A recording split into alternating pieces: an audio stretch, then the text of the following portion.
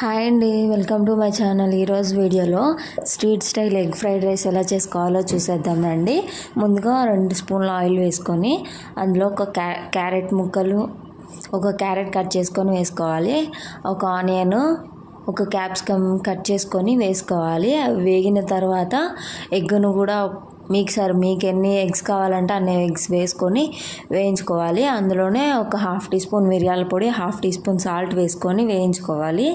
అవి వేగిన తర్వాత కొంచెం కరివేపాకు కూడా వేసుకొని వేయించుకోవాలి పచ్చివాసన పోయేంత వరకు. తర్వాత అన్నం వేసుకొని అందులో 1/2 tea spoon garam masala, 1/2 tea spoon ధనియాల పొడి, 1/2 టీ స్పూన్ చికెన్ మసాలా, కారంకి సరిపడినంత కారం, టేస్ట్కి సరిపడినంత ఉప్పు వేసుకొని అందులో 1 టీ స్పూన్ సోయా సాస్ వేసుకొని కలుపుకొని 10 నిమిషాల వరకు సిమ్లో పెట్టుకొని మగ్గనిచ్చుకుంటే చాలా టేస్టీగా ఉంటుందండి. Please do subscribe.